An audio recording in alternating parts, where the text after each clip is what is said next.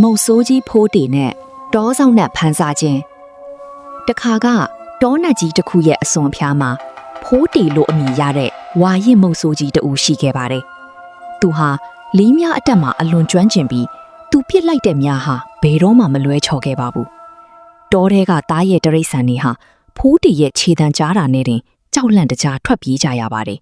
။တနေ့မှာတော့ဖိုးတေဟာထုံးစံအတိုင်းအမဲလိုက်ဖို့တောနတ်ထဲကိုဝင်လာခဲ့ပါတယ်။ဒါပေမဲ့ထူးထူးခြားခြားပဲဒီနေ့မှာဘာသားကောင်ကိုမှမတွေ့ရပဲဖြစ်နေပါတယ်။သူတောနတ်ထဲကိုပိုတိုးဝင်သွားတဲ့အချိန်မှာတော့ခြုံပုတ်တစ်ခုတည်းကနေနာကျင်စွာညီးတွားနေတဲ့အတန်လေးတစ်ခုကိုကြားလိုက်ရပါတယ်။ဖိုးတေကအသားအရာချင်းကပ်ကြည့်လိုက်တဲ့အခါ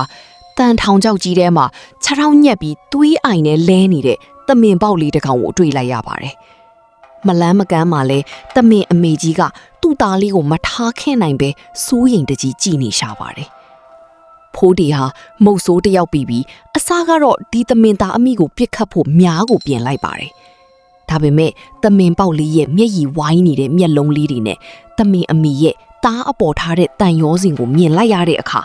ဖိုးတေရဲ့နှလုံးသားဟာထူးထူးခြားခြားနူးညံ့သွားခဲ့ပါတယ်။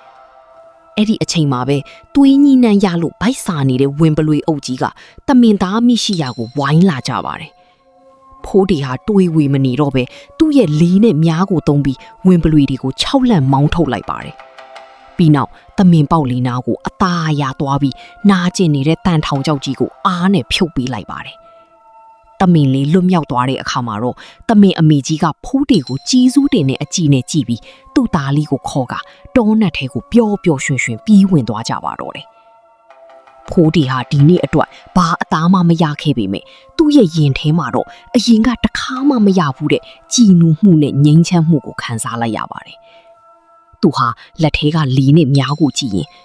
တက်ဖြတ်ချင်းထွက်ကဲတင်ချင်းကပို့ပြီးအထိပ္ပယ်ရှိပါလားလို့တွေးတော့ရင်အပြုံးမျက်နှာနဲ့အိမ်ပြန်လန်းကိုရှောက်လန်းလာခဲ့ပါတော့တယ်။